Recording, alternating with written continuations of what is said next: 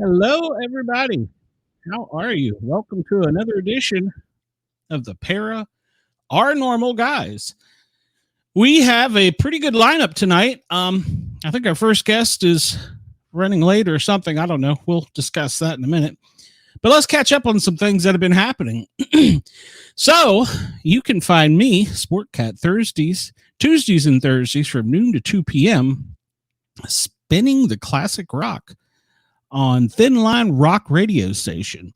So make sure to check that out. We are also affiliated with, of course, Yerg's Radio. You can catch our shows there, yergsradio.com. And we now are affiliated with WDJY out of Atlanta, Georgia, and with Radio Fairfax Cable Channel 37. So look for those places. We're all over the place. Yergs plays our shows on Rewind, so you can catch us there. Of course, you can catch us on YouTube. We're kind of everywhere. We're kind of a big deal. So let's see who I have backstage here. I have the wonderful and beautiful Miss Dina. Hello. How are you? I'm wearing my patch. Not really. I just put it on me, but well, that's cool. nice. I like it. Sexy. Should have sent you two. You could have used them as pasties. I could have. You should have. Say goodnight to Wyatt. Good night, Wyatt. I hope you're having a great night's sleep. I didn't realize that my grandson was watching. Good night, Wyatt. Get you some rest. Wyatt. You come play on the new microphone tomorrow. I'm sure you will. Sleepy. Yeah, go to sleep, Wyatt. Otherwise, you'll hear him blood-curdling screaming in the back. Oh, yeah. I see how it is. Wendell. Oh, he did say hello to me. Okay. All right. I was about to say, Wendell, my number one fan, my number one stalker, and but he still has yet to buy our merchandise. He still has yet to know how to spell my name. It's true, and it is kind of on the screen there. I know. It's kind of hard to miss. One thing I didn't do, I did not open up the phone lines. Oh my and goodness. Mr. Ross will have a conniption fit if I don't do that. So let me find the button for that. I got too many buttons over here, Dina. No. We definitely need some calls tonight if our guest is I haven't heard back from him, but usually I don't know. It's sometimes so hard to he was scheduled in December, so I mean he could have forgot, but yet I sent messages. So. Yeah. I'm the one that keeps calling you Warren. You're right. Well, poor Warren. He's on the other end because we call him Wendell. Thank God we don't have a Wayne. So yeah. If we have a Wayne, I'm screwed. So. Yep. Let's see here. Let me put the phone number up. Yeah, usually I'll get a message or something, email back. I always tell them that I'm going to send them the link the night of the show. If I send it too early, they lose it. Yeah. If I don't send it the night of the show, I don't know. There's no happy answer sometimes. What time zone is he in? He's in Pennsylvania, so it's our time zone. Be the same. Okay. Yeah. So I'll probably be really wired. I went to take a vape and apparently I overjuiced it and I drank a gallon of juice. Oh, that's fun. So. I'll do that. If I spill it, I'll have it on my finger or something. Lick it. Don't say that, Tina. Don't say shut that. Shut up. Don't be weird. Make me blush. Make you blush. My YouTube was scaring me a little bit, so because it was froze. I'm like, what? Are we froze? But I had it paused. Big goop. All right, let's see. It is currently 9:09 Eastern Time. The phone number to call us is 1-888-88-YERGZ. That's 1-888-88-YERGZ. So I know for our second part of the show tonight, he is definitely going to be here. Well, I shouldn't say definitely. Nothing's ever permanent in radio, especially live radio. He is the VOA chief. Oh, what is his chief? Folks, said it 10 times today.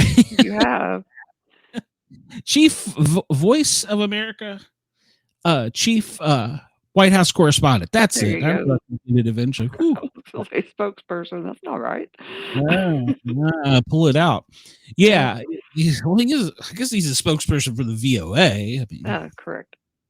Thank you. But yeah, so he was he's on tap. I did not get to finish the whole book through. I made it through chapter 17. I think I was working on 18 when I fell asleep. So it's a great book, a great story. So make sure, if you don't want to call now and talk to us, which you're more than welcome to, you definitely want to call in and talk to him, because I think he's going to have some great stories behind the curtain, so to speak. So actually, I think that's the name of his book. So, but 1-888-88-YERGZ is the number to call us. The phone lines are open. My messenger is up if you want to. It is somewhere. If you want to shoot me a message. Yeah, so everything's up and running. I got my little soundboard up and going. It's working. So, oh, we had a major when I installed this new mic, and you're probably going to see me playing with it the whole show. Yeah. We had a major, like, everything decided it wasn't going to work. Oh, that's great. Like, soundboard didn't work, mixer didn't work, microphone didn't work, and I'm like, oh Jesus. I have a good technical support person, my son, so he's like, all right, hold on, we got this. So got it all. He's good. And he is very good. He keeps Ross running too some days. Yeah.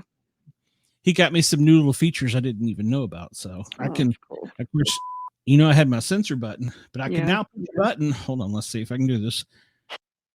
And Dina, break. I should be in a different voice. So. Oh, now you are. Oh, now I am. I wasn't before. So. No. Breaker one. Maybe I didn't hit the button. So breaker one. So now I should be back to normal. I could change it to anything, but that's just the default one. That's pretty cool. Actually. So yeah, he's got it one button. Yeah, you're exactly correct. I don't work at all. I show up for 3-4 hours a week and make all this magic happen. You're right. He works his butt off. Oh my God, if only knew. So yeah, the Thin Line Rock radio station. I was terrified going into that, Dina. Could imagine. I talk to you, I talk to our guests, I talk to other people, and the BS just kind of rolls. I'm talking to myself now. Oh no. That's the only thing I would be terrified about, because I'd be like, And I'm trying to think, all right, well, what do DJs usually do? I'm like, all right, well, they tell you about the first and last song they played, and they tell you time, date, weather, traffic, whatever. I can't do that on an internet radio station. Mm-hmm. So I'm like, It's like, well, I can always tell them when I know it's a song. I can tell them a little story or something. And after about the first, 3 minutes, because it's broken up into parts, it started to feel more natural. Yeah. Getting the button pushing, that's still to be determined. That and adjusting my mic. So I got another thing coming from a mic, so that should keep me from over deviating and breathing. I hate breathing into the microphone. So, well, you always get an intro into the White House Correspondent. So what He has conversations with himself. Yes, I did. So, Wendell, number one fan, Okay. Thin Line Rock radio station tomorrow at 2:00 or at noon to 2. I'm spinning the record, so I want you to dial it up and listen. I want some honest opinion and feedback. I'm just going to be upfront and say that probably my first show kind of sucked, but I'm getting the bells and whistles, and it actually started coming a little bit more natural, if that's a way of describing it, because Yeah. it was like, okay, well, I knew that song, I know this song, and I want to tell them this, so let's just make it up as I go. So, Yeah. some people type up a script. The only thing I would like type up is if I found out something about the song I didn't know. I'd put it like on a little word pad over. Oh, you're too busy for me. I see how it is, Warren. What are you doing? Are you with Bobby? So, yeah, are you with Bobby? Good Lord.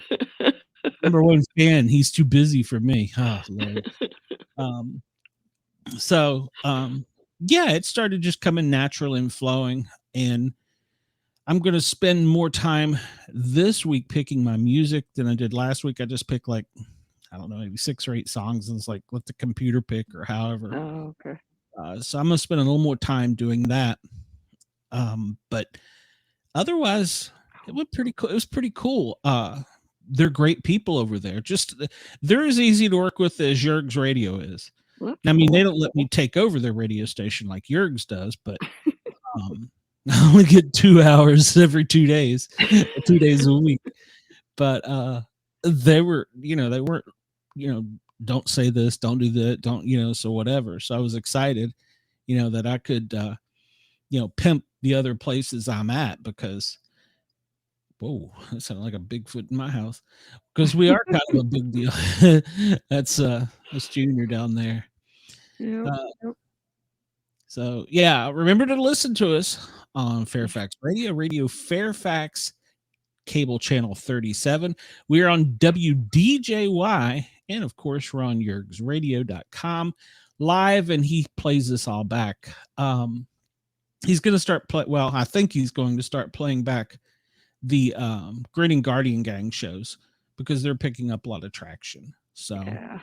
And Thin Line Rock Radio really likes them a lot, so I'm all about that. So, wrong button. So yeah, it's gonna be a good thing. I think we're gonna grow. There's some more markets I'm looking at. We may become TV famous in Hollywood soon. Saying, kind of Hollywood. Can we get a star on the Walk of Fame, maybe? I'm probably going to be in Sacramento or somewhere. You won't have Wendell. What kind of person leaves their? Why are you abandoning me, Wendell? Good Lord! In the woods. He's going in the woods. Will you be back by Saturday? He better. He's going to go type up notes and add. Oh, that's Ross. I was thinking that was Wendell. It's like, what is Wendell talking about? Yeah, basically that's all I did was ad-libbed, and it started to come natural. Some of the songs I didn't know, and you're not going to know every song, right. And especially some of the new rock, because typically when I'm on the road in the car, I only play XM, Sirius XM, and I keep it locked in on EDM, electronic dance music. So I'm not really dance music. What the heck? That's my go-to jam. Are you kidding me? No, that's like probably. Haven't you noticed by the interest all my shows? Yeah, that's my go-to jam. I mean, this isn't really like complete EDM, but no, it's not. It's got some to it. It's electronic music. A little bit. No, I don't know.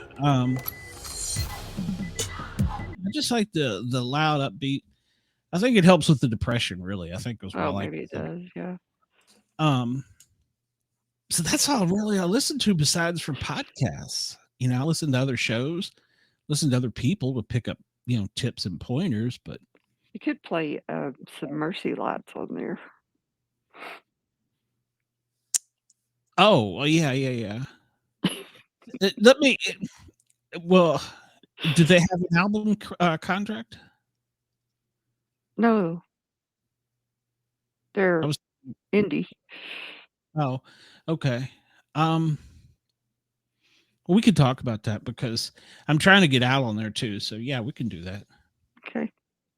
I think all we gotta do is send them a CD. If they're not in a record contract, they will be live in my studio. All right. They'll be in my bedroom here kicking their jams. We could do that. Yeah. Seriously, they'll come down there. Do it when Wyatt's perfect time. Huh? Do it when Wyatt's asleep. That would be perfect timing. Oh, yeah. Yep. So it's funny. He's probably watching me on the big screen. Oh, he probably is. They put a widescreen TV in his bedroom. I'm not sure why, but I didn't. Really? I had a little black and white TV when I was like 14. Yeah. Until then, it was radio. But Yeah. yeah. So he's probably got us up while he's trying to go to sleep. So Oh, bless his heart. Go to yeah. sleep, little Wyatt. Yeah. We could sing him a bedtime song. Tell him a bedtime story. I don't think I have maybe a radio voice, but not a singing voice. So We could lull I him to was trying sleep to with think how of one. boring we are. Yeah, oh, that's true. I was trying to sing along to some of the songs as I was being introed, listening to myself. I'm like, Jesus, you're way off key. That sounds like a cat dragging his nails across a chalkboard. Hey, I used to sing You Are My Sunshine to Katie, and she would put her hand over my mouth. That's funny. That's bad. Yeah. She would be like, stop. Mom, I've had enough of that. She hated it when I sang. She didn't mind it when sometimes, but she hated that song. And every time I sang it to her, she would put her hand right like over my mouth. She's like, stop singing that. That's funny. That's funny. Kids do the darndest thing. So Oh, used to break my heart. I don't think I sent you the picture. I'll have to send it to you. Of it was the other microphone with the fuzzy thing. Wyatt has my headphones on. He has the microphone pushed down to his mouth, and he's just singing away because he could hear me. You know, he turned and looked at me as I was taking the picture. It's kind of this cool shot. So, oh, it's so cool. Yeah, I'll send it to you. Remind me. Yeah, I do. He likes to terrorize me, and I don't want him to mess with the new microphone too much. The old one, I didn't mind. I mean, yeah, still was a good mic, but yeah, I had it for a while. But this one's like the Cadillac new one, so right. Another 2 years, he'll probably have it. Hell, in 2 years, he'll probably have my whole empire. So He probably will. yeah. None of the other kids want it. Code red emergency. Pentagon in panic. Biden briefed. What? What the heck's He's that? trigger mass panic. Oh, it's a Canadian prepper. He's trying to figure out ways for us to die today. Oh my goodness. I like listening to Canadian prepper, but every day he's doom and gloom, and we're all going to die. I don't like that doom and gloom stuff. I try and keep up with the important stuff, but well, yeah, but every time it's like, oh, it's a panic. Oh, it's a panic, and then when it's a real panic, it's like it's just prepper. There's just one guy I've watched a couple times. I don't know that I subscribe to him, but every time he says he's going to his bunker, I'm like, dude, if you're why the hell are you still broadcasting? Should you be in your bunker? You said times now you were going to your bunker. So yeah. If one of my shows gets canceled or I change routes, that will be my next show. Going to the my reason bunker. we didn't die today. Because we didn't die today, or what? Yeah. Why we didn't die today? Because all these prepper shows every day tell you you're going to die today because of this. There's a nuke going off under the ocean. Fukushima's killed all the fish. You know, the president's airborne in the nuclear plant. Yeah, they got all this shit they're telling you. And it's like none of it happened. Right. Right. So there's still adults in charge of some things. I mean, I assume that the commander in chief at some point in time, if there was an emergency, somebody would give him a Viagra and some Adderall, maybe let him hit a little Hunter Biden's toot, and he'd be raring to go. We'll bomb bomb the hell out of somebody then. So I'm sure not that. Damn it! I pushed the wrong button. Curses. That's right. So hopefully there's adults in charge somewhere that can keep all this from happening. Yeah. So I'd like to. Yeah, you should do it like it should be named "Be happy we didn't die today," or "I'm happy we didn't die today." Exactly. Tell the real stories of what's going on, you know. Yeah. Code Red. Russia's got a space nuke, or I don't know how the headline scanned across. It's a Code Red. I don't know. Stand down. Stand down. I think we're going to be okay. Maybe that's where our guest is. Maybe he's in his bunker. Oh, maybe. So he may have had to chase a UFO or what are they called? PE. Aerial. What is it? AP. No, not APEs. It's unidentified aerial phenomenon. UAP. UAPs. That's right. Yeah. Yeah. I don't like that. I'd rather call them UFOs. These kids today don't like our words. Why do they change them? It drives me crazy.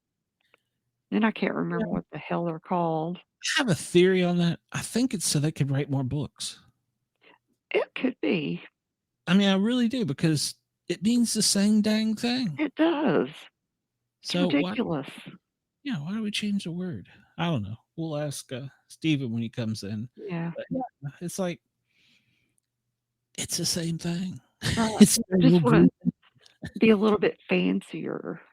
We're going to change the definition of something because it doesn't sound as good. I mean, it sounds better than what you old people, what you boomers had. Now we're not even boomers. At BobbyDizzle.com. So. Well, we're not. No, I'm not a boomer. I'm not either. It's Twitter. Okay. Something going on in Twitter world? I don't know. There you go. UFFing. Exactly. So, Ross could tell if there was ever any hovering directly above the White House. It may be. It is Twitter. You're right. Yeah. Yeah, you're right. It is what's changed the world. Yeah. It's Elon Musk. That's not Elon. That's not Elon? Who's that? It's not Elon himself. It's the goobers on Twitter. Goobers. I don't know. There's plenty of them on YouTube. Yeah, like there's more on Twitter. I can scan. Well, yeah, there are. I probably haven't looked for them. Or actually, they have more like that instead of just. For a radio audience, can you describe that? Yes, it's my hands making motion, mouthing. You know how like open, close, open, close, open, close. They have more back and forth. Maybe we are going to die.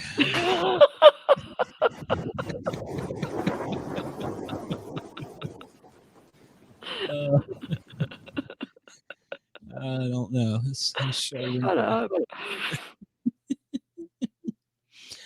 Yeah, I mean, I guess. Because no, it's still 3. I don't know. Twitter's crazy. So. It's X. Okay, so Steven's tuned in. He says, "I'm VOA's chief national correspondent and former White House correspondent." I'm so sorry. So sorry. And he is not speaking on behalf of the VOA, the White House, correct, any USA global media. I don't know. He's talking for himself. Thank you. Which is what we prefer. Glenn is like I am. We have to have it written down in front of us or we cannot remember. So whatever you tell us is safe with especially you. locked You'll in forget. here. My 3 viewers, and he's one of them. Steve, if you want to log in early, you're more than welcome to, because it doesn't look like my other guest has showed up. And once you click on the link, it brings you backstage. You put in your name, how you want it to appear, and it sets your mic and cam, and you just come right on in. So, or you come backstage, but yes, for the legal people, he is not speaking on behalf of the White House, the Commander-in-Chief, the VOA, any news agency, any lawyer, maybe not even me. I don't know. I did wear my Roswell shirt for him, though. So, you know, what happened in Roswell stays in Roswell. Oh, wait a minute. Did not happen. So, I think it's, yeah. Oh, yeah. And it's got the order of the night. It'll roll about 5 minutes or so. Okay, cool. Thank you, Stephen. Yeah, I appreciate that. And I realize I'm being silly. You don't represent any of those people. You could come in here as a ham radio operator as far as I'm concerned. So just come on in. Don't come in as a ham, just come in as a person. Well, yeah. I'm echoing. It's driving me crazy. I don't know where it's coming from. Between your ears? Probably. You know what? I've got to get the microphone. I'm gonna order it tomorrow. It makes a big difference with. I mean, the other mic I had was great, but that's like noise it was making. Mm-hmm. But this one is, I don't want to say it's more sensitive, but it's, whereas the other one was like I could turn and stuff, pick up further. Yeah. This was more localized, like right in front of you. So it's like I almost have to eat the microphone, I feel like. So eat the mic. Yeah. So I ordered I couldn't order my big fuzzy ball for it, so I got a bigger windscreen because I was watching on and actually Steven could probably tell me about this stuff. I was watching some videos on YouTube, and the guy was taking a flashlight and putting it inside the windscreen. And he was saying, if you could see the light, that's air coming in. He says, you want to get one that you can't see the light through. So I was like, oh, really? That kind of makes sense. I'm sorry. Does your mic have a foam on top of it? Yeah, it does. So you're still going to get a windscreen? Yeah, because this one is it's so sensitive. With me having to be so close, I'm subconscious about breathing into it because it's going to sound like a dragon exhaling. So okay. So it won't eliminate the noise, but it'll dampen it. So, but the only thing I didn't like is only had one color. It was gray. So wasn't really happy about that. Yeah. But I'm going to I'll probably experiment with some more. So just to see. I couldn't find a yellow one or an orange one. So what a top foam one? Yeah. Yeah, they had one on not one that was rated high enough though. So I'm hoping your clicking wasn't the reason I spent this much money on a microphone. What? My clicking? Because you're clicking, yeah. I'm thinking, I'm hoping her clicking wasn't. Again? You were right then, yeah. Oh, hold on. Hold on. Wow, thanks. I appreciate that. Window can hide my face. Hold on. Uh-oh. She's done broke it now. So she's throwing things across the room. Yeah, it's a good screen. It's I think that's a much better one. Okay. I don't know what you did, but I unplugged it. I plugged it back. Still echoing. I can't hear it though this time. Okay, as long as you can't hear it. Yeah, he'll be all right. And he is when I say he, the boss man, Ross man, he is getting, they call them flags. They go around the mic like the news reporters have, when they jam the mic out there and it says Yeah. WUSA or Yeah. WDJY or whatever. So Mhm. he's found a place that makes them. So I'm hoping that I can get one like with my logo on it. So if it's not too expensive, but Yeah. otherwise you'll just see that my mic is made by Shure. So I'm not paid to endorse it. Sure. I don't speak for them either, legally or otherwise. I hear Speak that clicking to- now. Do you still hear my clicking? Yeah, a little bit. Yeah. Yeah, you need the boom mic. Yeah, You gotta definitely. bite the bullet.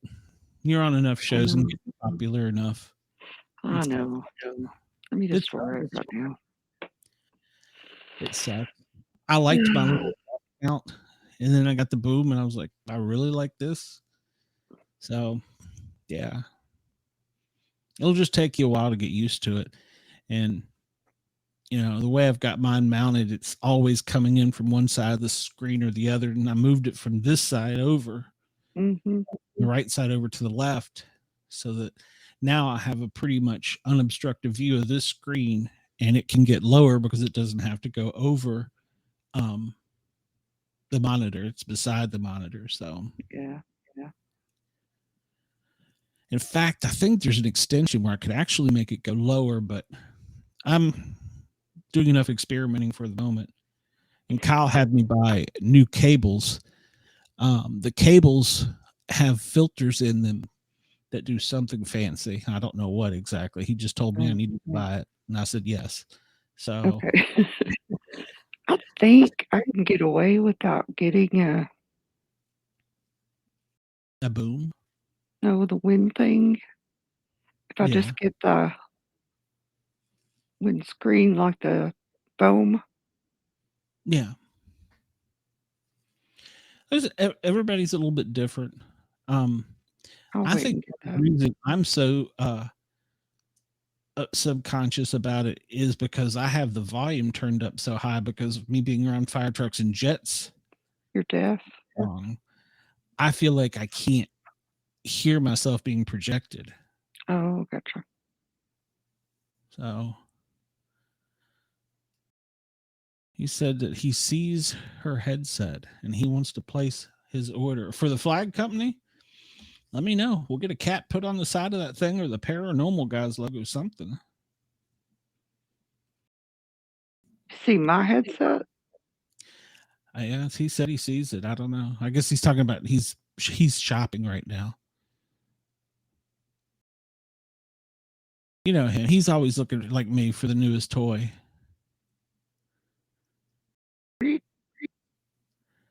That's what he said. Yeah. I don't know. What it is. Here. Yeah, I love my headset. I like your headset too. I think he's just got a short in it somewhere. I think it does too. And they do have those little things you can put on the end here. Yeah. I think actually Brenda has one. McDonald's headset. Do what? You said you have the McDonald's headset. Oh, shut up. Turkey. Let's see here. Let's see. I'll share this. I posted this the other night, and that shows we're all we are. We are everywhere. Nice. Cool. Well, as I was doing that, I heard in my headset that Steve has joined us. So let me get him out here. Get everything positioned around so I don't look too goofy. Let's see. All right. So, Steve, hope you're ready. I'm bringing you out. Steve is speaking for no one but himself. Hello, Steve. Hey, Steve. How are you, my friend? Good evening. How are you? Great. How are you? I'm still awake. Me too. Or awake again. Good thing you're keeping me up past my bedtime. Oh no. Well, I'm sorry. Well, from me reading your book, you're quite a busy man, and you've had an adventurous life. Goodness gracious, you've been around the world 2 or 3 times. You're not only a media person, you're a ham radio operator. you're a jack of all trades. You're like the pocket knives of communications. A dilettante, jack of all trades, master of none, right? Absolutely. So tell us a little bit. You've got a book coming out, and tell us a little bit about it. I've only made it through chapter 17. It's awesome. I love it. Thank you. Yeah, it's got a little bit of everything. When I was working in the White House as VOA's bureau chief for 4 years and 8 months, all of the Trump administration and the first 8 months of the Biden administration, a lot of people said I should write a book. And I said, absolutely not. There's probably about 50 people sitting in the White House press room, especially during around the end of the Trump administration, who were all going to write books. And I said, I have nothing to add. But what I realized from going out and doing public speaking, I would get the same questions over and over again, which is, what is the president really like? What is it like to fly on Air Force One? And something that was a bit more serious is I realized that people really don't understand how the sausage is made, so to speak. And there's a lot of books about reporters that cover the White House, and they'll give you all these scandalous details, maybe about something they didn't report while they were in the White House, and now they are doing the big reveal for their book. My book is not like that. There's nothing I held back really, except for a couple of anecdotes, perhaps. But it shows you how the sausage is made and how covering the White House, even in this very tumultuous era, a lot of it is very mundane. There's a lot of time of sitting around waiting for things to happen. And then all of a sudden you go from, like a drag racer, you go from 0 to 200 in an instant, and the adrenaline is pumping, and you're hoping you can stay in control of the vehicle and don't burst into flames. So that's primarily, I was thinking of sort of journalism students, or just sort of the armchair enthusiast, to give them an idea of what it's really like behind the scenes, and what it's like when things unexpected happen as well. It changed fast. The dynamics are pretty incredible. I grew up around Washington, D.C., so I won't say an insider's view, but if you grew up, was from Mount Vernon. If you grow up in that area, especially near Fort Belvoir, an Army base, you meet people. You meet kids or parents and stuff. So over the years, I've met people that were gardeners or landscapers, or I know a couple Secret Service agents from my friends in law enforcement and stuff. So I kind of had an inside view to some of it. I mean, it wasn't like I knew everything that was going on, but it was always cool. It was, to me, it was always fascinating to find out, what's going on there. And you're right, a lot of people don't realize some of the stuff that goes on. Well, I think that's one thing I mentioned up front, that even if you're a gardener or working in the kitchen at the White House, it's unique. You are a part of American history. It is a privilege to be there, and people are fascinated by what goes on inside the White House. When you first went inside the White House, and that was one thing that Ross, he's the person that operates the internet radio station for me. He was a Secret Service agent. He helped give me perspective on the actual White House is divided into parts, which a lot of people don't realize. Were you surprised at how small some of the quarters were? Absolutely. Because if you had watched TV shows or movies, I remember watching The West Wing, and you think there's a lot of room to roam. And the correspondents who are there, who have a press pass, we are kept in a very limited area. It's essentially part of the West Wing, the press booths. I called ours a double wide because it was literally this, about this wide. You could barely fit two people in there. And that was considered luxurious space because a lot of reporters don't have a booth at the White House. Some of them even share a chair in the press briefing room, and then other people just have to stand.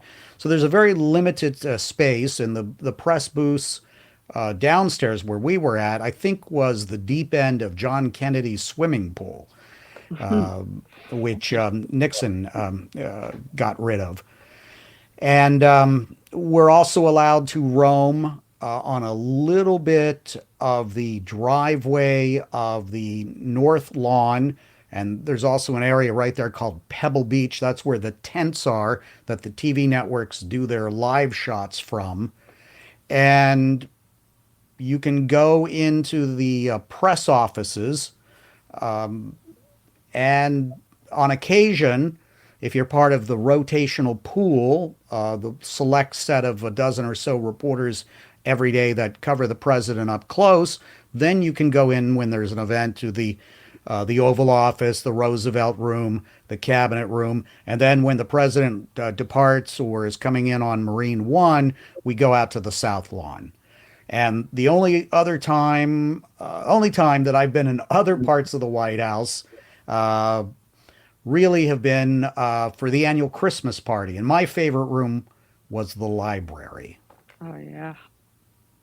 But that's nice. Yeah, and when each president comes in, they get to change a lot of it around how they like it. So it's also, well, if you have a 4-year president or 8-year, you've got a little bit of change there too. So you were there during at least 2 administrations. What kind of changes do they really make in there? Is it just painting and patching, putting new carpet down, or do they go nuts and change everything? Well, I think every president changes the decor in the Oval Office to some degree. The carpeting, the drapes, which desk they want to have. The popular desk for many presidents is the Resolute desk, which was a gift from Queen Victoria, so probably the most iconic piece of American furniture. And then the residence, which we don't get to see, I think very rarely are any reporters allowed in the residence. And the First Lady usually puts her touches on different parts of the White House. Of course, Jacqueline Kennedy was the famous First Lady who did a huge makeover and really is responsible for returning a lot of the 19th century furniture that had been scattered all over the country. It was pretty much a mess, I guess, when the Kennedys moved in. There was a big renovation during the Truman administration, and I don't know if you've ever been out to the Gettysburg farm of President Eisenhower, Mamie and Ike's place. Very simple, very rustic. And so I don't think Mamie Eisenhower was really into the sort of high fashion or whatever that Jackie Kennedy was more akin to redecorating in that sort of vein when she came in. Mm-hmm. Okay.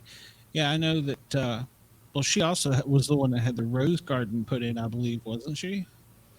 I believe so. And that's another thing that changes from administration to administration. I know there was some criticism of Melania Trump's redoing of the Rose Garden, which we also go out there occasionally when there are news conferences, and it is a very nice part of the White House, especially in spring when everything's blooming. Yeah.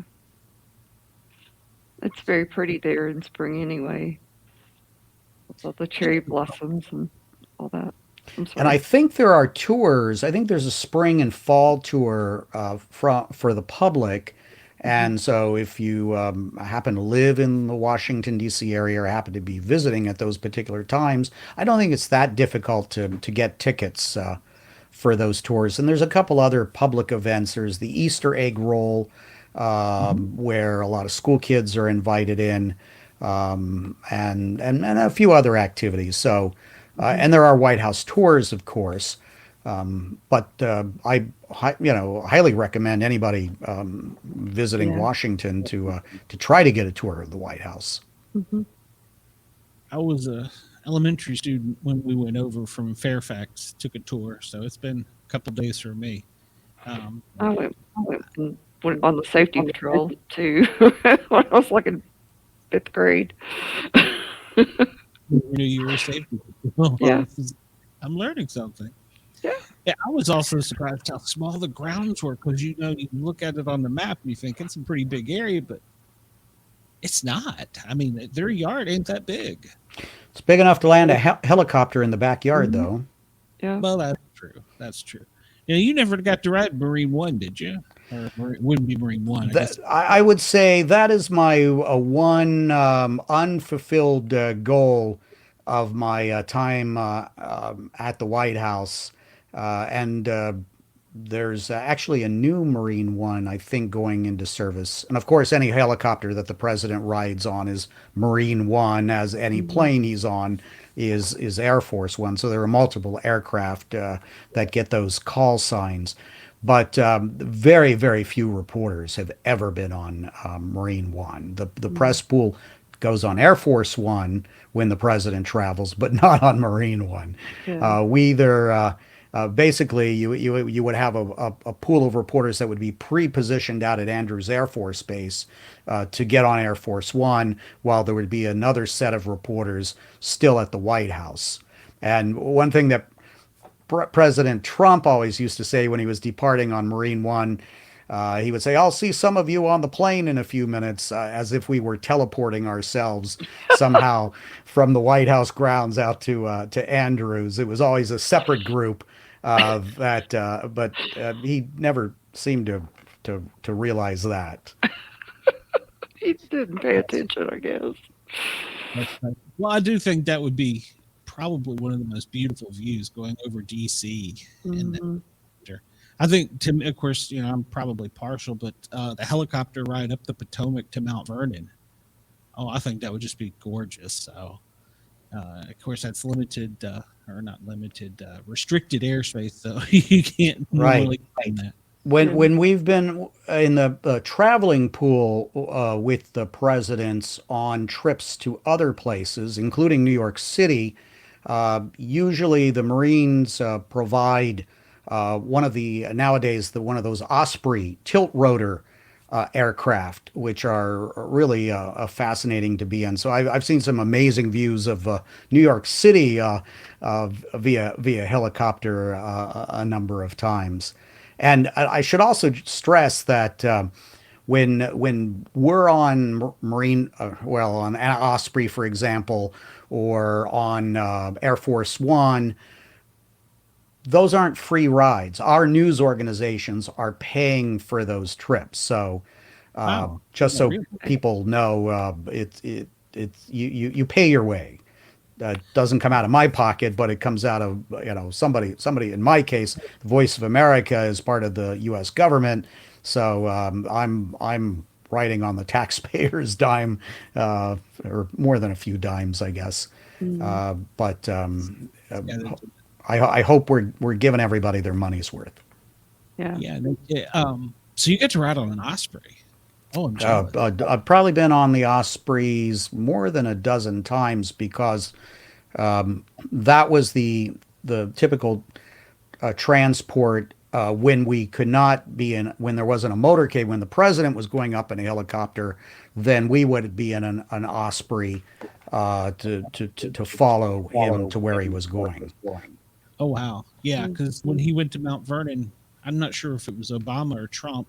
They both may have, but I saw him land the Osprey at George Washington's home, Mount Vernon, and that was just awesome. So, I'm so jealous. I got somebody else backstage here who wants to come in here. You probably recognize this ugly fella. Mike. Hello, everybody. Hey. Hi, Steve. Hello, Mike. I saw you down at College Park at Lido's at the Capitol Hills. Oh, the Capitol Hill Monitors Group. That was a good bunch, very knowledgeable group of folks, and was very happy to speak to them. Although it was the first time I've ever made public remarks in a pizza parlor. I know. It's kind of odd why we meet there, but it always seems to work. So we've been there for a few years now. So I really enjoyed your presentation. And when I heard you were coming on, I said, oh, I want to hear it again. Bring me back on. Well, I think we're going to talk about slightly different things. Well, that's perfect. That's even better. On this program. Mm-hmm. We'll see. Whatever Alan you was, throw out there, I'll try to answer. Yeah, Cool. gotcha. Alan was the one that told me I needed to get you on the show. So yeah, I live in Atlanta now, so I can't make it up there as often, except to visit family occasionally. But I'll always call it home. Mount Vernon will always be home. I don't know. It's just it's almost like it's a part of your DNA if you're a Virginian. I love visiting Mount Vernon. That's another thing that I recommend to anybody who's visiting the area to see George Washington's home, and it is and they've done a fantastic job, I think, over the recent decades, really putting a lot of interpretive exhibits on the grounds there. Mm-hmm. Yeah, it's gorgeous. My mom actually worked there, so I used to be able to go on at nighttime and see it when it was empty. And I didn't go inside the building, but it was lit up and stuff. And I've seen the phantom lights they talk about inside Mount Vernon from outside. Very nice. So, yeah. Mount Vernon is always fun. I think, like you, Steve, I'm kind of history buff for that type of thing. Learning about the presidents and stuff. Like I said, how the sausage is made. So I think I've been kind of a nerd all my life about it. I chose, unfortunately, to be a firefighter paramedic. I didn't get the career where I could go around the world and stuff. And you've been in so many dangerous places. It's all relative, right? Yeah. Well, I was reading in your boots when you came back from Japan after Fukushima, setting off the Geiger alert. That would have freaked me out. Being a hazmat tech, knowing what I know. At the time, you didn't realize that it was as bad as what it really was because the Japanese government wasn't forthcoming. So, well, yeah, I was put this into context. I was, I think, one of the first reporters, certainly one of the first non-Japanese reporters that got into Fukushima and stayed there for a period of time. And I was there when the reactors were basically suffering the meltdowns. And you're right, we did not know how serious it was at the time. But one thing I was able to do, I had lived in Japan previous to that, and I can read a modest amount of Japanese. And so the local TV station at noon every day had a scroll across the bottom of the screen displaying the radiation readings for each of the municipalities in the area. And so I was reading that and putting it on Twitter and did not realize that this was not going out on the national news, even in Japan. Oh, wow. And fortunately, I had a pretty early schooling in nuclear radiation because I started out my career in Las Vegas, which was close to the Nevada test site, where there were, after the test ban treaty in the early 1960s, the tests went from above ground, where they really were spewing radiation all around the western United States, to underground. But there was a test called Bainbury, that had, I think it was 1970 when that happened. Somebody can double check. And it vented, which meant it didn't stay underground, and it irradiated some people above ground at the Nevada test site, including a couple of security guards that worked for Wackenhut. And they died of acute myeloid leukemia, and their widows sued the federal government. And that first trial in Las Vegas, I covered that. I was a very young reporter, and that because you had the prosecution and the defense bringing in expert witnesses to testify. I learned a lot about radiation, and I learned there are different types of radiation. And of course, if you fly on an airplane, you get exposed to some sort of radiation. And so you have to understand what it means, exposure to radiation and radioactivity and alpha, beta, gamma waves and all that. So I was keeping an eye on the readings, and I contacted one of my fellow ham radio operators in California, uh, Paul Ryak, a physician, and I explained to him what was happening and what the radiation readings were and the contamination of the drinking water and all that. And he asked me how old I was, and I told him. He says, don't worry about it. Before you get thyroid cancer, you'll be dead of something else. So after that, I didn't worry about it too much. Well, many people didn't realize that our government tested above the ground. They tested in the air. One person wanted to nuke the ozone. Thank God somebody got that idea out of their head. Yeah. Yeah, I talk a little bit about this in my book, which meanders into, I think, some of the subjects you're interested in on this show, such as Area 51 and Roswell and such. But I do talk about the above ground testing program, and again, how that was a very early education for me, that don't believe everything the government's telling you.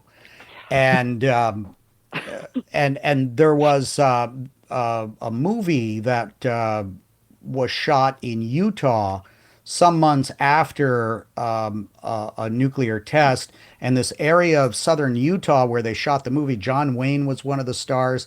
He was playing Genghis Khan or something like that. I think it's considered one of the worst movies of all times. Mm-hmm.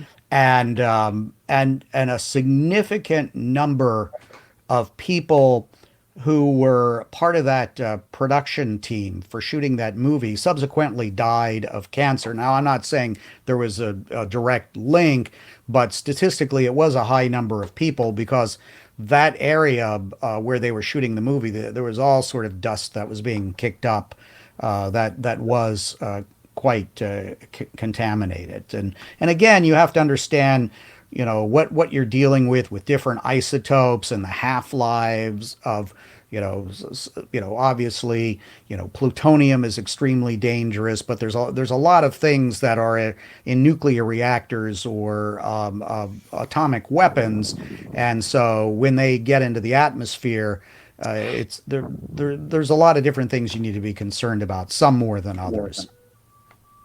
Yeah, no kidding. Well, yes, and you knew I was going to drag you down the UFO rabbit hole eventually. Yes. No. Because, like you said in your book, even the presidents, when they come into office, are interested in what do we know. Yeah, I've said for many decades that those of us in the mainstream media should look at this topic as objectively as we would report on any other topic. And early in my career, I know that a lot of reporters would just offhand just ridicule it, right? And I never thought that we should treat it that way. I would say after many decades of looking into this topic and researching it and talking to some of the top UFO experts over many decades, I take the subject seriously. I'm still agnostic. I don't think we've had a smoking gun that definitively proves alien visitation. But there are certainly a lot of really interesting unsolved questions out there, and they may have a perfectly rational explanation. And I go into a little bit of this as well in my book, and I think you can see a picture of it there in the background. Let me try to. Yeah. This is the advanced reader copy, but there will be a hardback coming out in early June from Kent State University Press. So there's my my pitch for Behind the White House Curtain. Hey, make sure to buy it. It's a great book. Yeah. I've thoroughly enjoyed it, and like I said, I'm on 18, I think. Stop reading. I know. I noticed that. I'm sorry about that.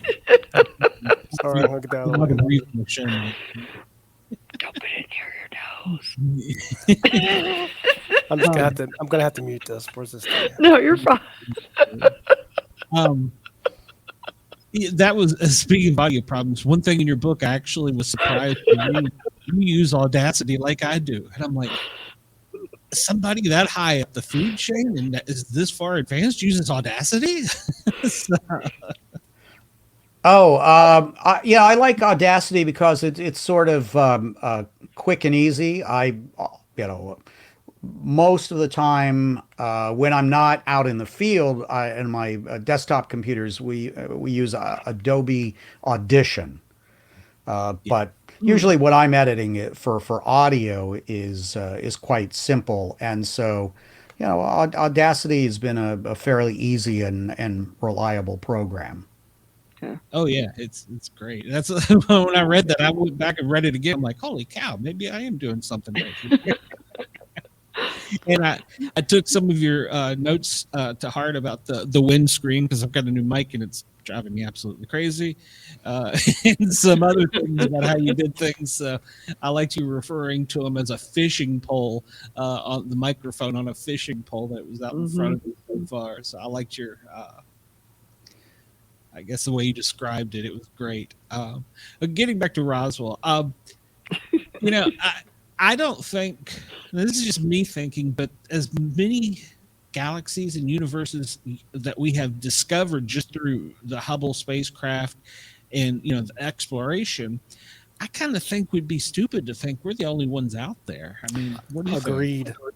Yeah, well, I think if you speak to most scientists, whether they're astrophysicists or rocket engine designers, they would say, of course, with that number of galaxies and the number of planets we're now discovering, there is almost certainly life out there. But again, are we talking about carbon-based life? Are we talking about something that may exist on one of the moons of Jupiter, in a so-called ocean? The wide definition of life out there, but of course the rebuttal to that is if you're talking about carbon-based life forms traveling these fantastic distances across space, that becomes a little bit more challenging. And I've been reading a lot about what if we end up sending anybody from this planet over to Mars, the toll that will take on the human body in terms of what happens to your muscles and talking about exposure to radiation, whether anybody would really be able to go to Mars and live on Mars or come back, because and you can it'd be great to have on your programs an astronaut who's been to space, been on the space station or whatever, and they can tell you just staying on the space station for 3 months or 6 months what that does to your body. And so one theory is that if there's intergalactic travel, that the so-called beings that are coming here may be more robot than human, or well, they wouldn't be human, but robot than a living being. There's also a lot of very fascinating studies out there now, if you look at physics and string theory and those sort of things. So obviously overcoming this obstacle of going faster than the speed of light, for most of us, that it doesn't make any sense whatsoever, right? But spooky action at a distance, which Einstein talked about, and things like that. So Is it possible to get over the speed of light? What I like to say to people is, if you brought somebody from the 13th century into our world today, they would not be, except for maybe a latter genius such as Leonardo da Vinci, they would not be able to comprehend or understand the things that we're doing like this right now. We're in different parts of the country. We could be in different parts of the world, and we're communicating two-way instantaneously, virtually, except for the speed of light, and able to see each other. It's an incredible technology that people, 150 years ago, could not have imagined. So, we just don't know.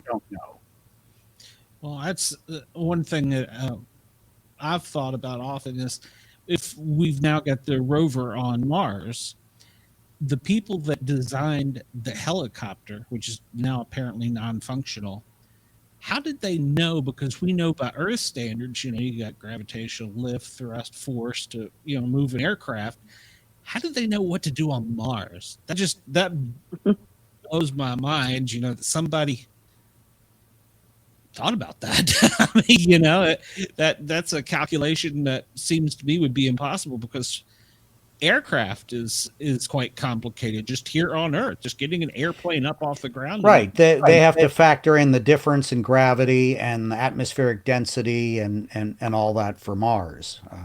Yeah, it's crazy. And then now our other passion, the transmissions, the radio transmissions and stuff, that fascinates me. I love listening to all of the transmissions that come back from the astronauts or space shuttles. I try and get to when they fly over, I try and listen. But that always fascinates me, that they're so far away, and yet. Well, that's one thing that I see the mistake being made for creative effect in some science fiction movies, where they're on another planet and they're talking to the control center here on Earth, and there's a delay of half a second. No, it would be a delay of many minutes. The farther out you get, it would be many hours. But of course, we don't want to sit in the movie theater for 8 minutes to wait for the answer to come back. It'd be a pretty boring movie. Yeah. It's like the old dial-up modems. Well, let's see. I also, speaking of aircraft, Air Force One, Air Force Two, they have always impressed me. They're such beautiful birds. And you had the pleasure of riding on one. The first time you got on that, how did you feel? You're like a kid in school. I would have been giddy. Well, when we're on that plane, and I have lost count of how many flights I did on Air Force One. It was I'm sure it was more than 100 during those years. But the very first time, we're working, right? And when I was on the plane, I was the radio pull reporter. I have to be able, within a few seconds, to fire up my equipment to record the voice of the president or the press secretary should they come back to the cabin, or some other VIP. So I am not able to relax when I'm on the plane, especially with President Trump. He would come back a lot and talk to us, and we sometimes would get no warning. And so, of course, this would usually happen when I had a full tray of food and some hot tea, and within about 2 seconds, I'd have to figure out how to get this off the tray off. And I mean, it's just a nightmare. I still have bad memories of those things happening. So you're the first time or two that you're on the plane, you're just trying to orient yourself as like how I need to get everything done. But sometimes we'd have a flight back in the evening, and by the way, the food is pretty good. It's served. The U.S. Air Force is in charge, as you know, with military food. It's not the worst branch of the military when it comes to food. The best, of course, I can say. I think objectively here is the U.S. Navy. because you need to keep morale high when you're at sea or on submarines. But I'll say the Air Force is number 2, and we'll leave it at that. And won't talk about the Army and Marine Corps food.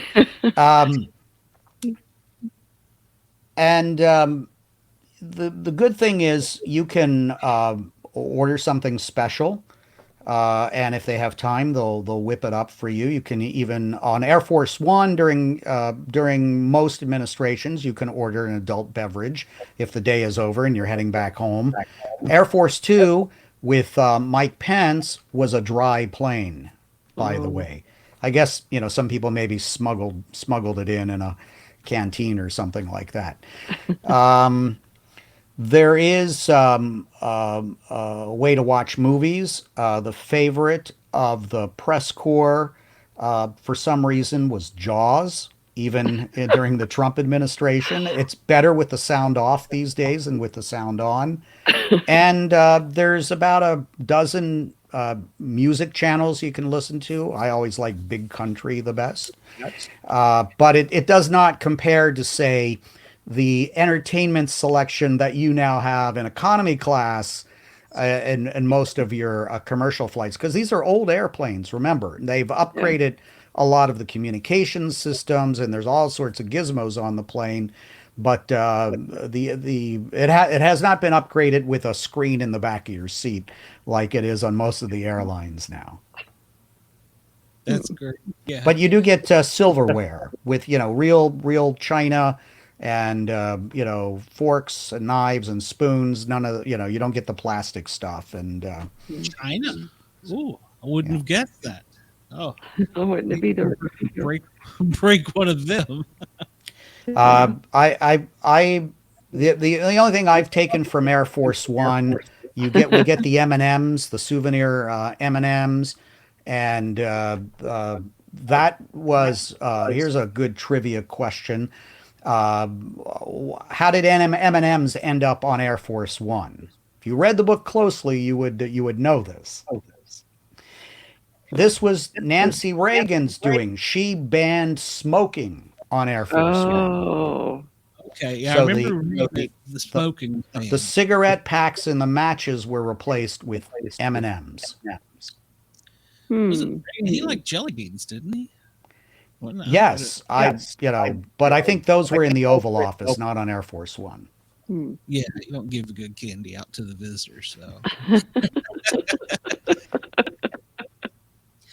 One thing I did like pretty early in the description of Air Force One, you commented that there was no, I forget what movie it was, that they put the president in this ball of steel and they ejected him from the Air Force plane.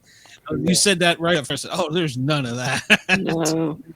There are some secret things on Air Force One. I think they mainly deal with anti-jamming devices to make sure somebody can't fly a missile into the plane, and they may have some other capabilities if the plane comes under hostile fire and that sort of thing. It can be refueled in flight, although we're told that has never happened, but it can be done. Okay. Oh, no, you would have a wild QSL card if you were an aeronautical mobile from there. That would be.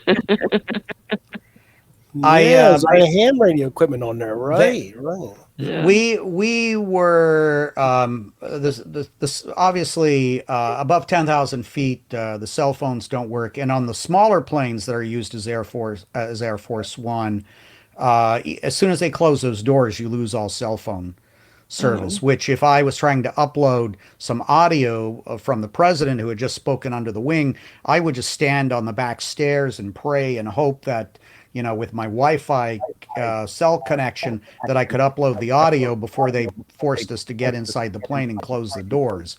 So as I said, it's kind of stressful if you're working when you're getting on the plane. But no, I never operated any ham radio on the aircraft. We're not supposed to take pictures inside, and we do not have access to Wi-Fi except in extraordinary circumstances, they'll give us a password and let us on. Wow.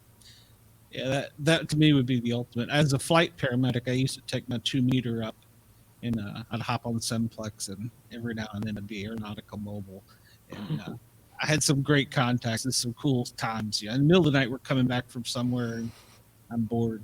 I'd ask the pilot, "Hey, can I turn it on?" And he'd be like, "Yeah, go right ahead. Mind if I come back and play?" So I do recall this would have been probably the late 1970s being allowed to operate aeronautical mobile on 2 meter FM with my ham radio and handy talkie HT. But again, that was a different era before 9/11 and all that. We used to be able to get permission to do that. And so if I had a window seat, I usually was able to talk to somebody on 146.52 simplex, or key up a bunch of repeaters. yeah, well, they didn't like that. If you do that, you could queue them up from Vegas to Sacramento. Yeah, it was a lot of fun. It was. Most of the people here on this channel really don't know that much about me and my amateur radio hobby. So I don't hide it or anything. Just it's one of the things that I haven't talked about. But yeah, that would be a cool thing to do. But it's probably a Faraday cage if I had to guess. Probably. Well, yeah, as I said, we could still use the cell phones up to 10,000 feet, and then you would just lose the signal. So during 9/11, where were you assigned at? You weren't at the White House at that time. I was not working as a journalist full time at that time. I was actually in Hong Kong in a business dinner when that all happened. It was pretty surreal. I can imagine seeing it from another country. Yeah, knowing it's home. Yeah, that would be scary. If you had any advice to anyone, a kid listening today that wants to be a journalist and wants to get aboard Air Force One and do things like this, what would your advice be to them? Well, you definitely need to study journalism. Definitely, the sooner the better. I started on my junior high school newspaper at Fremont Junior High in Las Vegas, and then worked on the school paper in high school, and then started working part-time at radio stations in Las Vegas while I was still in high school. So get some training as early as you can. Try to get hired as early as you can at a broadcast outlet or a newspaper. But I would also say you do not need to major in journalism in college. In fact, if you're trying to break into the business, most journalism isn't the type of journalism that I do, very mainstream and broad. It's very specialized. There are people that cover the automotive industry or the pharmaceutical industry, things like that. Business journalism is huge these days, probably pays better than other forms of journalism. You have, Bloomberg out there and Reuters and, all these radio programs that focus on business. So, if you study business, or you have studied pharmacology, or something that's basically, if people are out there making big money with it, the journalism that's attached to that is going to be rather lucrative. So if you're doing medical journalism, for example, you have to understand the terminology, right? And you have to be able to write for experts, and of course, your audience are in that field would be people with MDs and PhDs and things like that. So you really need to be on top of your game and fairly knowledgeable. So I think the key really is to go with whatever your passion is, and if I always said journalism to me was like a calling. It was in my blood. You don't have to take vows of celibacy to be a journalist, obviously, but you come sometimes close to taking vows of poverty. It is shocking how little entry level jobs pay at the remaining newspapers in this country, as well as the entry level jobs in television stations. And unless you're willing to stick with it for very low pay and try to work your way up the ladder, it can be tough. And I understand that a lot of people give it up and decide to go into, a related field, perhaps public relations, something like that. Uh, and then a lot of journalists these days, I think, January last month was a terrible month for journalism in this country. We had hundreds and hundreds of very, very fine journalists who were laid off from their jobs because they're, like the Messenger went out of business, the Wall Street Journal laid off people, the Washington Post. Just yesterday, CBS News, I think, was here in Washington, D.C. 20 people were cut from the newsroom, a restructuring of Paramount Global. So it is a tough field. You really, really have to want to do it because the obstacles, they're not insurmountable, but they're challenging. There are hurdles. Absolutely. Yeah. You described in your book that the VOA has the obligation or duty to, for the lack of better terms of what my radio co-host uses, up the middle, that you can't be left, you can't be right. You hear so much now about your fake news, or you're on the right, or you're on the left. I remember my grandfather, he was a merchant marine, and back during World War II, and he told me as a child, he said, if you want to know the real news, turn on your shortwave radio. He's actually the one that got me interested in that. He says, listen to the VOA. He says, you'll get the real news there. He says, return to some of the other countries. You'll hear more about what's going on over here that's truthful than what they're telling you. So there's always been that great divide. Why is that? Why is it so divisive? I think one aspect of it is most news organizations are in the business to make money, right? There are very few that are not. And what the owners of these outlets have discovered is people, whether on the left and on the right, they want their views reconfirmed, and if their views are challenged, a lot of people will tune out. I noticed that when I came back in the United States after 25 years abroad, just how divisive the country had become, and the media was reflecting that as well. Now, the Voice of America, we have a particular mission. We have 48 language services. We broadcast from the United States, television, radio, and online, to the rest of the world. We're telling people in Swahili and in Chinese and Korean and Ukrainian and Russian what is going on here in the United States and the rest of the world.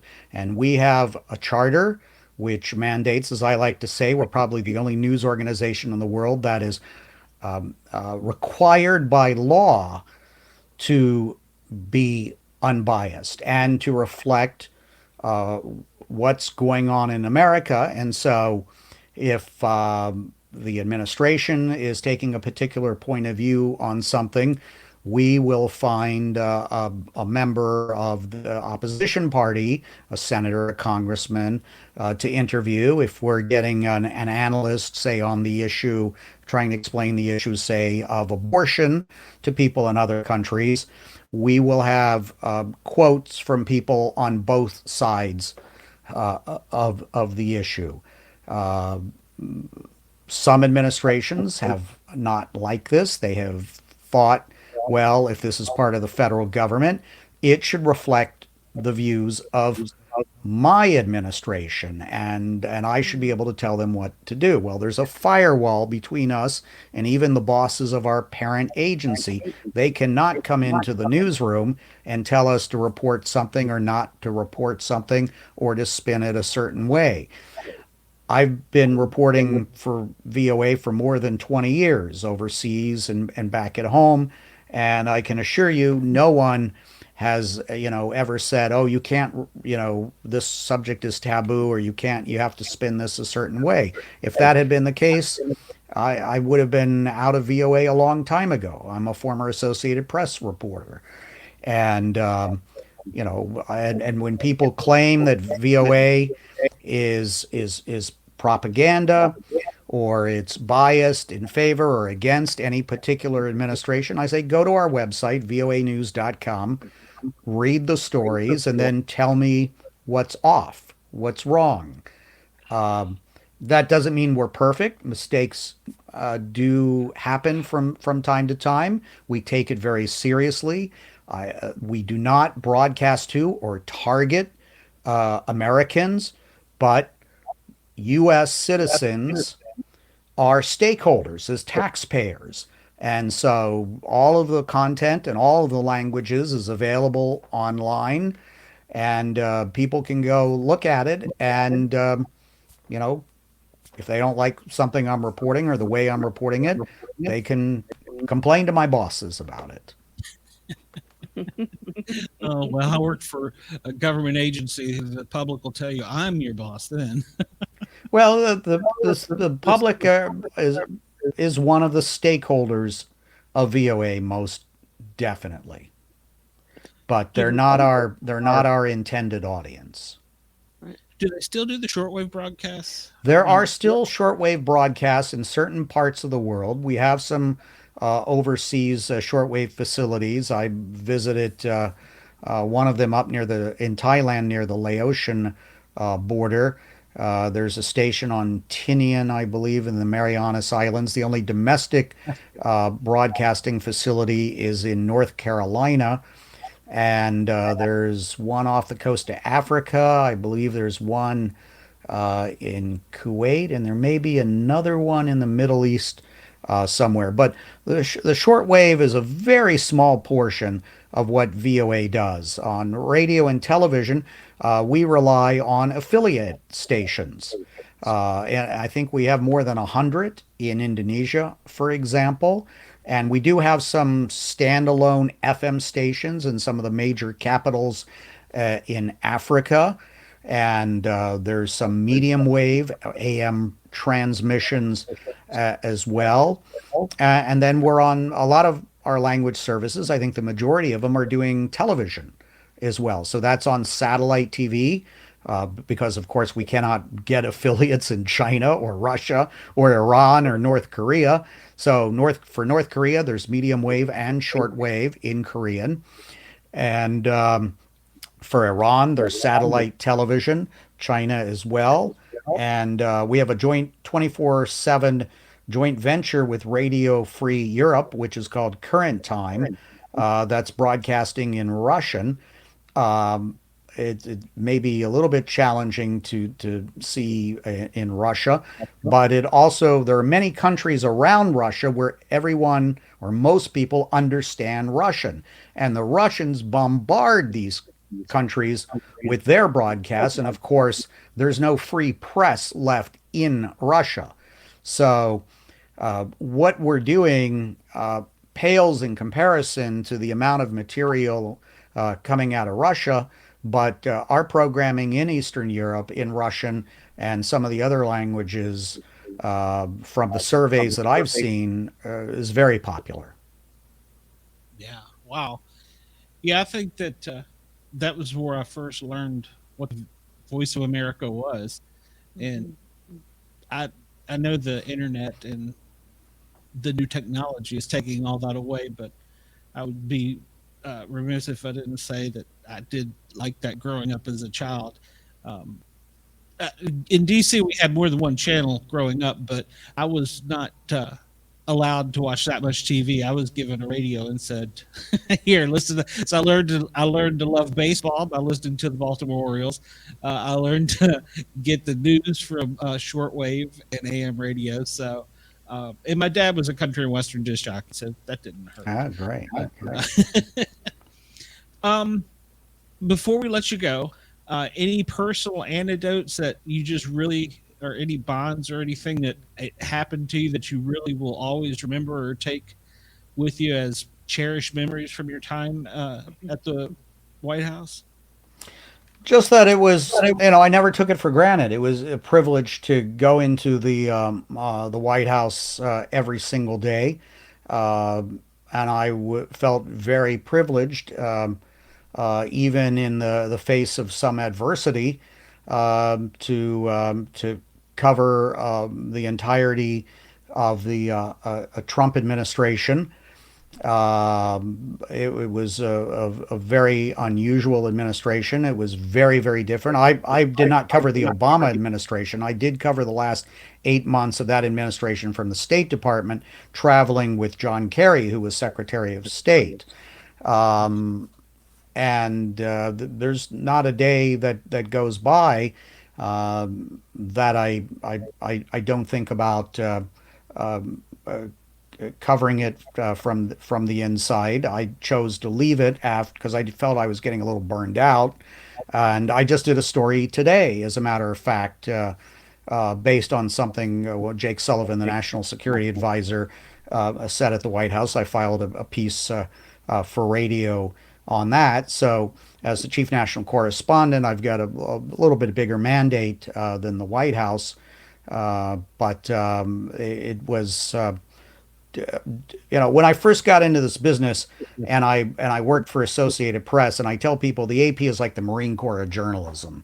If you can hack it at the AP, or any wire service, Reuters, AFP, Bloomberg, you can probably do any job in journalism. And the one thing is, ironically, I guess I should mention, it's actually, even for a freelance journalist, if you're willing to show up on a regular basis, you can get what's called an appointment pass, a daily pass to go in and cover the White House and be in there. And there are a number of colorful figures over many, many administrations who are there. That seem to have somewhat dubious ties to what we would call journalism, who hang out there, and there are reporters from local media that show up from time to time as well.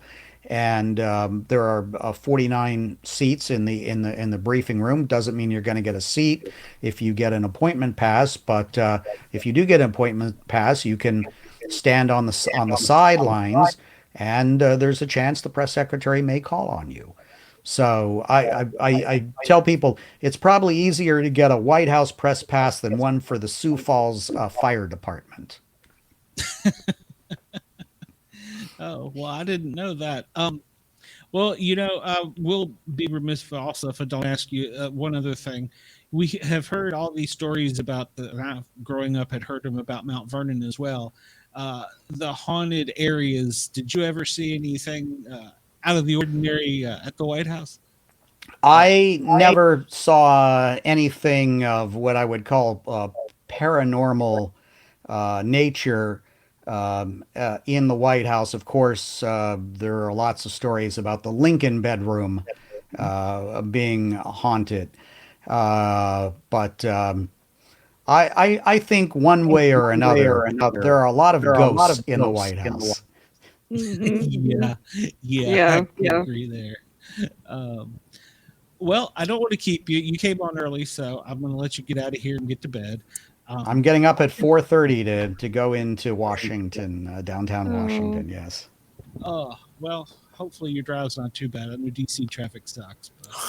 But... I do not drive the whole way. My house is in Virginia, so I rely on the VRE, the Virginia Rail Express, which is a great system. But you just have to be very disciplined because it only operates certain hours in one direction and then certain hours coming back. So you got to watch the time if you're commuting on the VRE. Yeah, that's much further out in the suburbs than Metro. So yeah. Well, Metro has expanded out pretty good, way out to Herndon and Ashburn and stuff now. Yeah, Metro is pretty extensive, but down where I live, there's no Metro. You drive, take a bus, hook up with some other commuters, or the VRE. I know Metro actually is planning to come up Route 1 into Mount Vernon, which blows me away. When I was a kid, that was just a 4-lane highway, barely. Well, I don't know if you know this. There was quite an extensive streetcar system in and out of the district. I guess it probably lasted until the late 1950s or so. And I was reading about that, and there were a lot more trains as well from out in what we now would call the suburbs that went into DC. But the automobile changed all that. Oh yeah, well, just like technology is changing everything else. So, I don't know what your feelings are on AI, but I think it's going to rule the world one day. Well, one thing that I always say is, there's good and bad to any sort of emerging technology. And then at the very beginning, it's probably hyped a little bit too much, and we're probably warned about it a little bit too much. So, what was it last year, 2 years ago on the Super Bowl? There were all the crypto coin commercials, right? And there were none this year. And so I think next year, maybe all the Super Bowl commercials will either be about AI or written by AI. So it's definitely creeping up on us. And I can tell you for transcribing, it's a fantastic tool. But like any emerging technology, caveat emptor, as they say. Well, Steve, thank you for coming on. I know you were a little bit hesitant when you were like, well, what does paranormal talk about? We talk about a little bit of everything. So I don't want to pin you down and make you, just talk about one thing, because your life has got so much to it. The book is great. I highly recommend it to everyone. I'll give you a great Amazon review when and if you get on Amazon. Well, the book can be pre-ordered everywhere. So yeah, you're one of the few who has an advanced copy of it. So yeah, please do leave a review. We would certainly appreciate that. I believe I just found it on Amazon. Great. Yep. Buy it. And I know somebody is going to ask in the audience, make sure to tell, if someone wanted to buy an autographed copy from you, how would they get that? What I do is I in the old days, you used to send the book to the author and then they would send you the book back. Now we can mail out what are called book plates. It's a little piece of paper and I can sign those.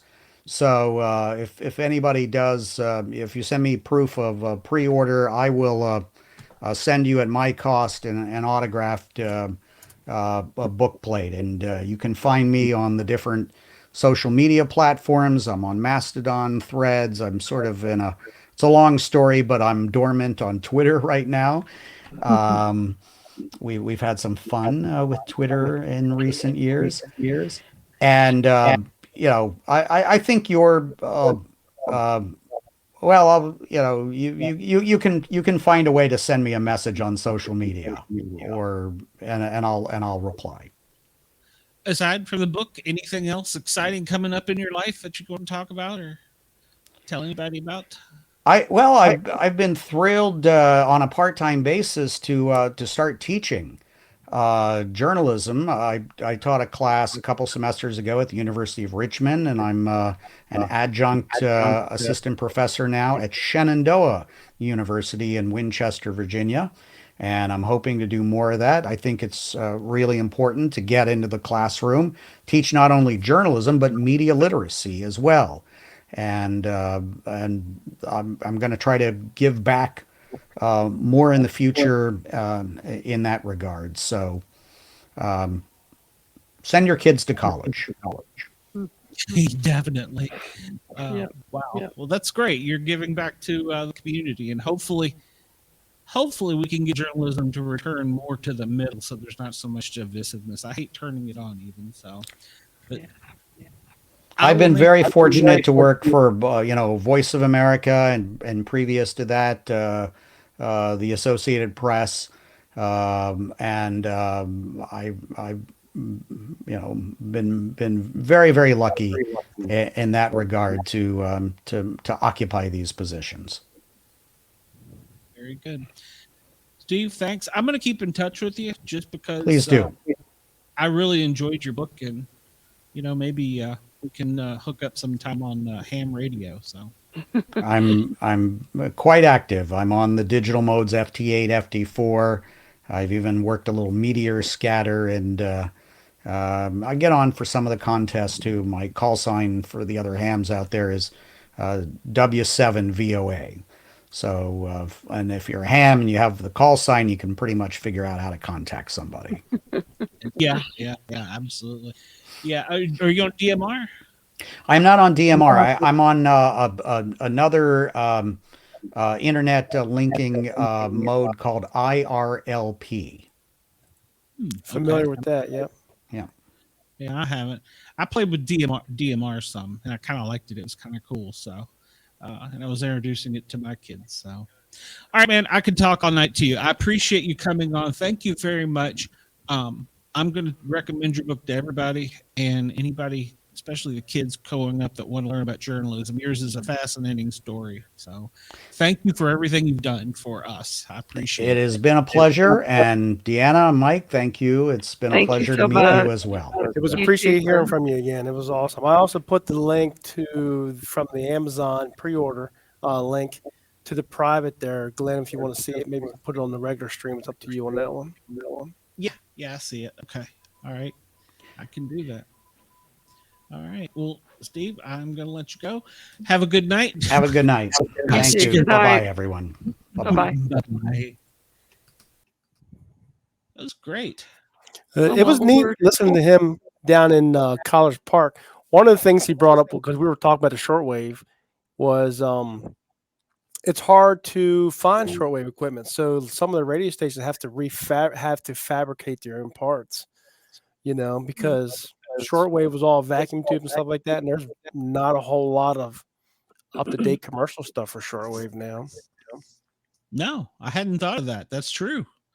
That's true. So I mean, it could be a dying breed. I mean, there's still a lot of stuff out there, but that's something I haven't. I don't know. You look at HF equipment for ham stuff. There's not a lot of new stuff out there. There is a little bit, but there's still the old stuff's still working. Yeah, the old stuff's still working. Plus, some of it is so expensive now for the stuff. So, right, it's not for just the hobbyist. It seems like it used to. Everything was designed for the hobbyist, and now it seems like we've got more commercial. And we're only like at 100 watts, 200s without an amp. These things are like megawatts and kilowatts or something like that. Exactly. Well, Mike, I'm glad you hopped in here too. Yes, thank you. Yeah, I like talk when he was talking down there, so I appreciate that. Thank you. Hey, no problem. I knew Andy messaged me earlier and said he needed to remind you. I said, well, I'd already thought about it, but I've got 10 million things going on in the background, so thank you. Yeah, he definitely kept me updated. I got back, and here we are. Good. You going to try and join us on Saturday for the Misfits? I might. I'm not sure what we got going on this Saturday. I'll just need I'll have Andy send me a reminder. How's that? That'd be cool. He's good at keeping us on our toes. Yep, I need exactly. to do a favor with Andy. Okay. We've got to find him a silent keyboard. A silent keyboard. Okay. You know what? He probably needs a headset is probably what he needs. Yes, he does. I think he needs something like this, if not a little small like what you have there. Yeah, he definitely does. But I don't know what he's doing when we're muted, but you could hear because I listened to the audio back, and as you know, when you split audio and video, the audio gets higher. And I'm like, oh, what was that? So, yeah, that's true. That or something. I think he's using just the microphone that's on his laptop. So we need to get him maybe a noise canceling or something like that. I'll see if I can find something. Yeah, All right. that'd be Good cool. luck, man. All right. Well, Mike, you got anything you want to talk about, or anybody you want to tell? Something going on exciting in your world? Not much exciting at all. Just our normal work stuff. I am getting more into GMRS more. If people are familiar with that, it's General Mobile Radio Services. It is only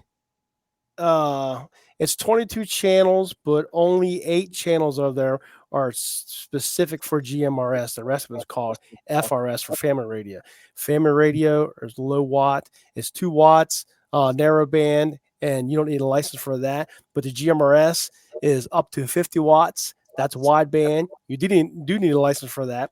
But I noticed we have some old repeaters that have been up for years, and all of a sudden people are jumping on. I mean, it used to be you had to ask people's permission, but no one's doing it anymore. But very few people really care. A lot of people are like, yeah, come on. So we had to adopt that because we're not going to get out of that. There's no way to control that. But everybody that's on is pretty cool, pretty decent. But go ahead. Nice. No. Yeah, you ought to figure out how to get GMRS on Zello, because some of the channels I listen to are GMRS. And so there is a lot of stuff. Keysby 700 out of New Jersey is on GMRS.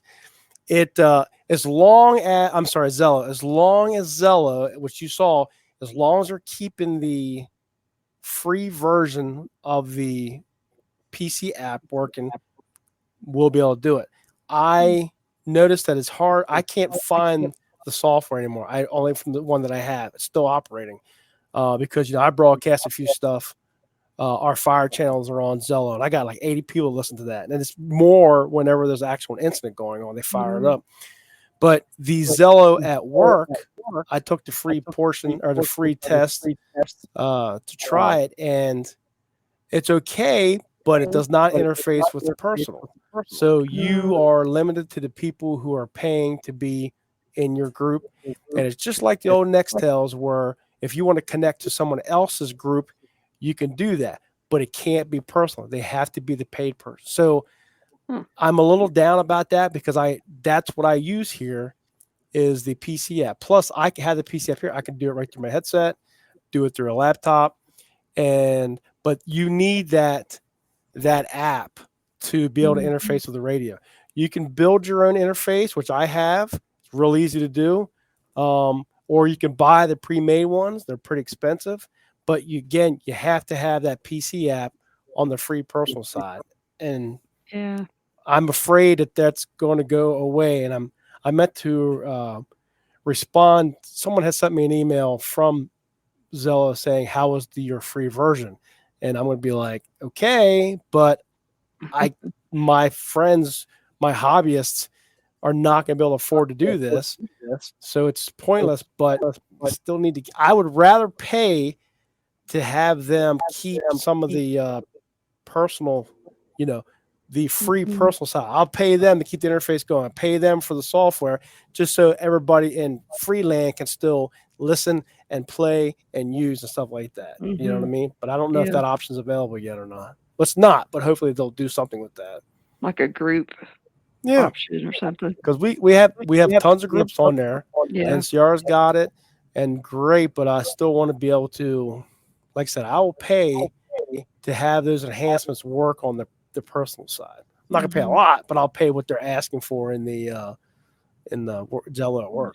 Yeah. They do like everything else. They can $10 and $20 to death. Go, oh well, for $12 a month, you can have that. Yeah. I know. And I almost like for right now until it dies. There you go. But when it's getting ready to, be sunsetted, I guess, then I'm willing to pay it just to keep that app going because it started out as a little hobby just for a couple of us to do, and now the whole world, there's tons of people that are using it. Yeah. But the GMRS, back to that real quick, that took off, and I asked somebody, I said, this is like blew up overnight. It's a lot of the dealing with the preppers. A lot of those have gone to it. Okay. And then repeaters are popping up everywhere. I was listening to repeaters down in Dulles, and I was listening to them. A guy in Frederick was talking to Dulles, and he's like, I was on my repeater talking to the local guys, and they were down in there saying, "I can't hear you. We got interface, blah blah blah, interference. I'm sorry, and this is a problem, blah blah." So I got worried because they were a different tone code, different frequency. But when I got down to College Park, I'm like, "Who owns that?" And it was Mick. Remember Mick? Mhm. I forget his last name, but it's like it's mine. I said, "I feel better because I know someone's there." So I just want to let you know what I ran into. I have something on 700. It's been there for 20 years. But as long as that interfere with you guys, I'm glad. I'm not going to move it, but I'm just letting you know it's there. If we're having some communication, I'll try to limit time frame. But apparently, it's not the problem. It's just that one guy in Frederick that was keying down. But all the people that are down there say it's no big deal at all. So I can't control the guy in Frederick. But we're still Operator error. spaced enough. We're spaced enough, you know. Yeah. Yeah. Well, and you're always going to have that guy. We only have 8 frequency pairs, and there's like 11 repeaters within my radio earshot, you know. Yeah. Oh yeah. So, all right. Well, cool. Well, I think I'm going to cut our show out a little bit early tonight because we've talked a lot. Before we got into our first guest, I don't know what happened to him. Yeah. Maybe he'll email me, and I'm going to bet since this was scheduled so far back in December, he just forgot. So I hope that's the case, but I'm sure that's what it is. We'll see. Yeah, I still want to try and get him on, and I didn't want to talk to Steve the entire hour and a half ish of nothing but UFOs because I know that's not his his cup of tea, but I'm glad that he at least let us touch on it. So yeah. Dina, where can we find you? You got another show coming up this week? Saturday night, Misfits. That's right. And I think I've picked a topic for us. I think on the Misfits we're going to do time traveling. We're going to go back to the 80s. If you could change one thing in the 80s, now I want to change a war or anything. I want something funny. Okay. One thing in the 80s, TV show or something about your life, funny anecdotal story, whatever. What would it be? All right. I think the 80s are like the perfect decade. So Yeah. I don't know. If I would change something, it would be in the 90s. So for me, I mean, I started bringing stuff in the 80s, but the 90s is definitely where I could find some music. change. So music. Yeah, there's better music in the 80s. I say that as I want to remind you, Mike, you need to listen tomorrow from 12 to 2, Thin Line Rock radio station. This guy is going to be spinning. That's right. 12 to 2. Let me write that down then. Yeah. You know? 12 to 2. Yeah, keep it posted. I'll have Andy send out a group message over. Yeah, he'll definitely keep us updated. The radio, yeah, because I'm excited about that. That's my first time spinning records and being a DJ. So I'm going to suck. Don't be too harsh on me. I'm just learning. Night Brenda, Night Wendell, Night Warren. So I'm hoping that that it goes pretty good, but I'll tell you off screen a lot about the technology sometime on that. Wow. That blew me away, the technology to run a radio station from a distance. Right. Cool. It's kind of cool.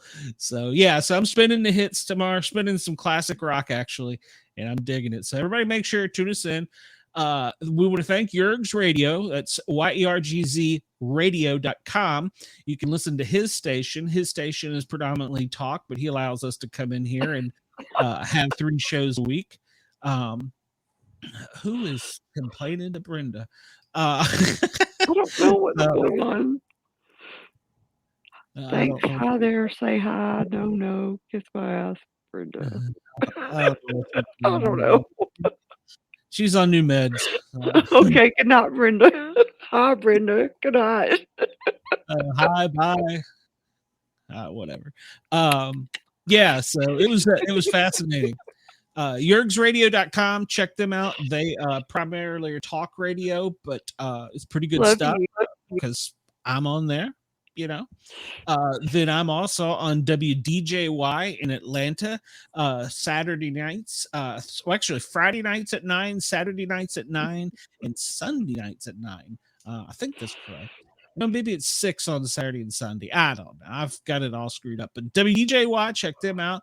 And we are now on Radio Fairfax from 8 in the morning to 9 in the morning every Wednesday. And that's also on cable channel 37. So it's kind of weird hours. But hey, I'll take it. I'll be a morning DJ. So, but that's where you can find us. But yeah, check out the Rock and Roll Tomorrow. And I want some input. I want some feedback. I want to be honest about it. So. What did she say? Brenda says she got high on rain. Brenda's got some problems. I don't know. Maybe she needs to tune in the Canadian Prepper out. She's singing now. Oh, yeah, she's got new drugs. So, once again, I appreciate it, everybody. The show went really well. I was glad Steve got in a little early, so he got into bed. I would have never asked him to come on this thing. No. Oh, Laura couldn't stay awake. I don't know what the hell. Yeah, you're just old. Oh, no, I'm just damn sleepy. Good night, everybody. We'll talk to you soon. Good night.